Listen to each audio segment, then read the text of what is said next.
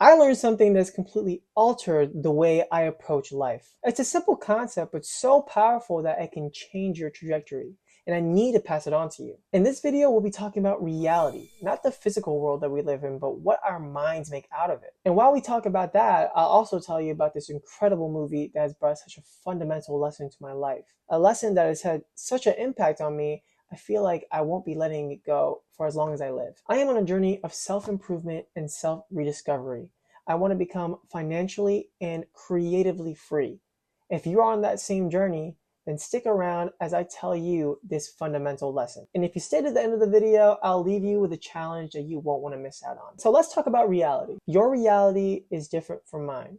Sure, we're occupying the same space, we're on the same planet, revolving around the same sun, but how we view our individual lives might as well be on separate worlds. Even how we view the same topic or the same scenario, we could have completely different opinions about those things. It's all about what's in here and what we've experienced. The things we've been taught, the things that we've gone through, paints the world for us. Someone who has had it very rough or hasn't had the best upbringing in life, depending on how they are, if they are someone who has ambition and grit, they may look at failure as an obstacle they need to get through. Whereas someone who is defeated or views the world in a nihilistic way, nihilistic? Is it nihilistic? Nihilistic. Nihilistic. Whereas someone who is defeated or views the world in a nihilistic way, they may view failure as something that is unavoidable, or they may look at it as that's just the way the cookie crumbles. Our experiences, the things that are taught to us, and what we choose to believe from the combination of those two makes the world around us. And depending on what world we create, it can be a really heavy burden. This burden, as the days go on and it repeats and repeats, it becomes a routine. And when things become routine, we become passive. In other words, we become passive to the reality that we have made for ourselves. Let me tell you why this can be a dangerous thing. If you choose to make a negative world, then we react accordingly to it. Whether it be through the necessity of survival or how we internalize these issues, it can all add up and compound. And certainly in one way or another, that can have an effect on us. Humans are an emotional species. We need to have high morale. We need to have hope in order to make something good out of our lives. When those attributes are taken away from us, we become hollow. We become a shell. And over time, this effect becomes a quiet but heavy thing. And some would describe it as almost absolute. It feels like we can't escape it. It feels like this is our permanent reality. Because our minds are powerful and it can be an extremely fortified jail cell. So I've told you why living in a negative world that we create for ourselves repeatedly can be a bad thing. Let's say you catch on to that. Let's say you realize this and you want to change the way that you're living. Well, I'll tell you this. There's a difference between wanting change and actually doing something to change. And it's a simple process. It only takes 2 steps. I'll show you. Step 1, realize that you're not content with the reality of things, the things that you have made to be true for your life. This is the step that people realize that they want to change something about their lives. If this was an equation, then this is the why part of the equation. This is the root. This is the purpose of why you're doing things. So you woke up, you decided that you want to change. What's next? Simple enough. Step 2. Actualize the change, make intentions, make something happen. Now you look at this, you take a step back and you realize this is the simplest equation ever. It's only 1 and 2 parts to the whole equation. But why is it that most people stay on step 1? Because there's a mental wall blocking them from doing so. Because you can realize that you want to step out of the reality that you've made, but if you don't believe that you will get out of this, then you will be forever stuck on step 1. You'll never make the effort to actually do something about it. All right, everybody say bye to Mr. Whiteboard. Bye! So how do we get to step 2? Enter 100 Meters. 100 Meters, directed by Kenji Iwasawa, is a sports anime movie that was originally a manga from the mangaka Awodo Osama. Forgive me if I said any of those names wrong. To me, this movie paints the very essence of what can drive a person to stick to one goal for the entirety of their lives. And it also shows you how a person's willpower and ambition can shrivel and die when this reality that they strive for shatters. To connect this movie with what I'm trying to drive through in this video, I'll leave you some context. Here's a brief synopsis. Our main character, Tagashi, is a gifted runner that's been running ever since he was a young child. I mean, this guy has running down to a T. He has perfect form, perfect strides. He knows how to breathe correctly, and when he runs, he has a feverish pace that doesn't stop until he gets to the finish line. Then enters the new transfer student named Komiya. Komiya is the secondary character to this movie. In every way, Komiya seems to be the opposite of what Togashi is. He's an awkward kid that doesn't blend well with the other students. He's shy, he's quiet, he doesn't talk to other people, and on top of that, he is unathletic. Like I said, Komiya is the new transfer student that happens to be in the same class as Togashi. On a fateful day, the class participates in what appears to be a school run. Naturally, when the races begin, Togashi is leagues beyond the rest of his peers. And this is the fateful day where Komiya witnesses this talent, and with that becomes inspired to improve on his running abilities. With this newfound inspiration, he then asks Togashi to be under his mentorship. Togashi agrees, and there's a short period where he would train Komiya after classes. Togashi's friends would invite him somewhere after school, but he would always decline because he had obligations. And that obligation was to teach everything he knew to Komiya, including this one mantra. And this mantra is what he deems to be the very purpose to his life. There's one simple rule in this world. Running the 100 meter faster than anyone else can solve almost anything. Already, if you take one tiny step back, you can see that in its entirety, this quote is a bit problematic. He's basically saying that he's putting a very important role on this small variable that over encompasses and rules the quality of his life. Mind you, this variable, this small variable, isn't something like, oh, be a better person or, be humble, be kind. It's to be fastest at a certain distance of a race. So you can see where this can be a very weak base for building a foundation on. But naturally, Komiya takes this to heart. Back when he started this training, he had everything opposite to what Togashi was. Togashi had perfect pace and stride, but Komiya had a very awkward and clumsy one. His breathing was all over the place, his technique was messy. It genuinely looked like it hurt when he ran. But as Komiya takes Togashi's words to heart, he increasingly improves his abilities and his technique, which then eventually leads to the first mark of the rivalry between the two. One day, Komiya asks Togashi if they can have a private race. Togashi starts off strong, leagues beyond him, and just when Togashi thinks that he has made it, that he's past the finish line, Komiya, in some freakish way with his willpower, manages to push past him and take the race for himself. This does come with a cost though, as he comes out of the race with an injury to his ankle. Either way, it seemed like Komiya got the results that he wanted. And sure enough, the next day, it is announced that Komiya and his family have traveled to a distant place and can no longer attend the school. All this without saying any notice, without saying any goodbye and farewell to Togashi, his mentor. Fast forward years later. Throughout all this time, Togashi has kept running in the forefront of his life. But it also appears that despite Komiya's past injury, he has also kept up at least somewhat with running as well. All of this to say, it was fated when the two were slotted to be in the same race once again. And this time no longer in private for just the two of them to see. There were clear stakes at hand. Togashi was highly revered and well known and popular in the running scene, whereas Komiya was an unknown but somehow managed to seemingly pop out of nowhere. And so as the second race begins, Togashi starts off once again very strong. But before you know it, Komiya runs through again, taking the lead even easier than the last time they raced, showcasing that once again, he is not only one step ahead, but multiple. As the race ends and the runners leave the track, Togashi and Komiya are left standing in the rain. The rain gets heavier and Togashi seems to be soaking in the reality of what just happened.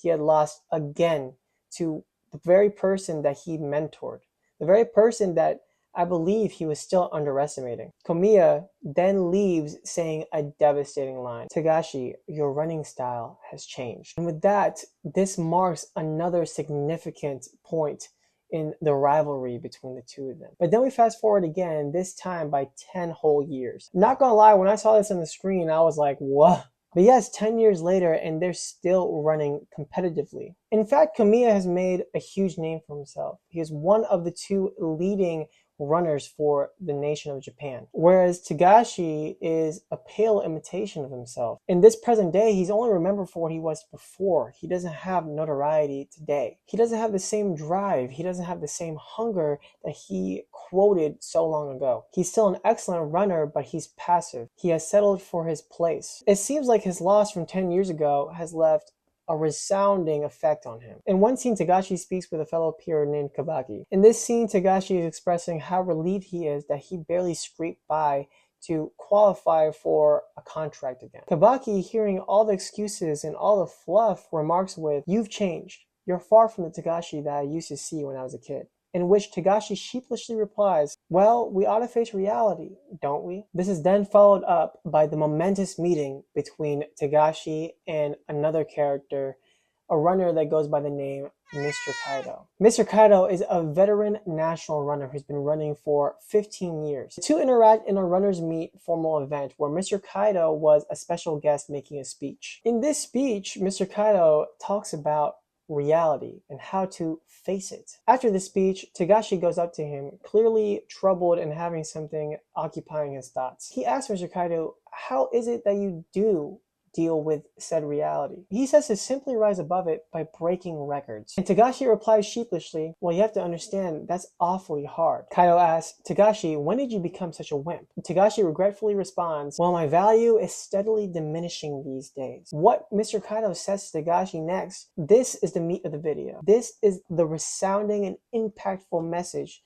that I want to leave with you today. He says he's 100% sure that he's gifted. He's always been a natural-born runner. As a child, he was never defeated in his region, but when he went to his first nationals, he got his ass kicked. He says that after that moment, he worked harder than ever to only get faster. And with all that training, he smelled victory in his final year of high school nationals, only to then lose to an up-and-coming 15-year-old named Zaitsu, who now 15 years later is sharing the top 2 spots for leading runners of Japan alongside Komiya. So you can see the parallel between Mr. Kaido and Tagashi, how his rival Zaitsu came out of nowhere and took the first place from him, similar to how Komiya came out of nowhere and took that from Tagashi. Since then, Mr. Kaido says that his reality has always been to be second to Zaitsu. His reality was now Zaitsu was always one step ahead of him. Mr. Kaido says, and I quote, "It's funny that this reality doesn't allow me to win.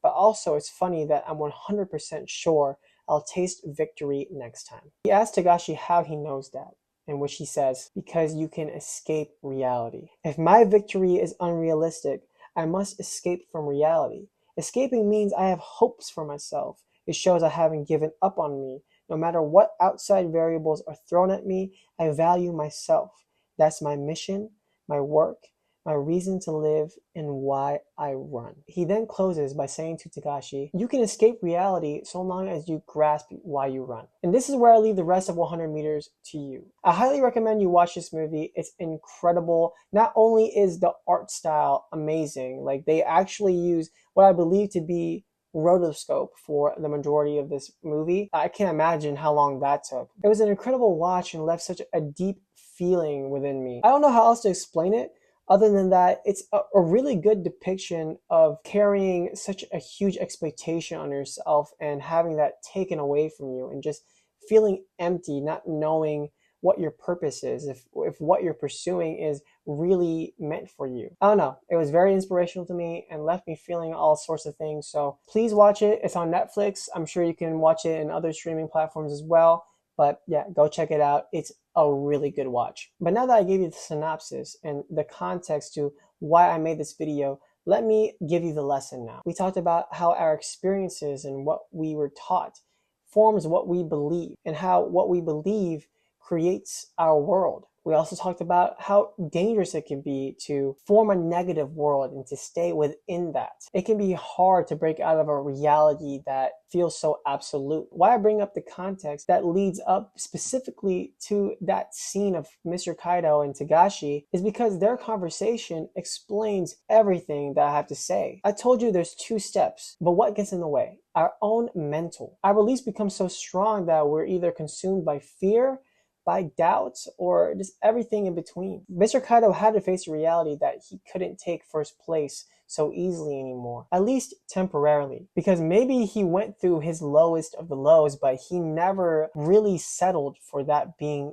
his true reality. He always knew, he always believed that he was going to take the win next time. Like he said, he was 100% certain. He never left room for doubt. He always showed up for himself. He always had hope. That was how he would escape. Because imagine he didn't do all that. Imagine he was only 90% certain. Imagine there was room for doubt. He wouldn't have the ambition, the grit, the strength to break out of that reality. And he finishes it off with saying you have to grasp why you do it. That's your root. That's your purpose. Without knowing why you do things, why do you do it at all? Are you just doing it for routine? You're not doing it for the love of the game. You're not doing it for the passion. If there's none of that being involved, you're just a machine. Machines are designed to be efficient, but they're not necessarily designed to break records. It is the human desire, the human ambition to always improve. It's what pushes us to do the impossible, and that impossible can include breaking out of realities. That's why this scene was so profound to me. It's so simple. So if you made it this far in the video, I promised earlier that I would leave you with a challenge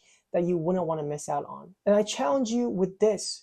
Break out of your reality. If so far you don't like the world that you've made around you, then I challenge you to take action to change it. I challenge you to acknowledge that you're not satisfied with where you are now. That's the first step. And then I further challenge you to do something about that, to break through the mental wall and to eventually believe that there's more past this. I challenge you to set goals for yourself. Set your own records and break them. Show up for yourself even if no one is watching, even if no one's there to notice it. And lastly, I challenge you to root yourself and know why you're doing it. All of these variables together should lead to something remarkable, and that's you taking charge of your own reality. So with that, I thank you for watching. If you enjoyed this video, make sure to check out this one on the screen right now.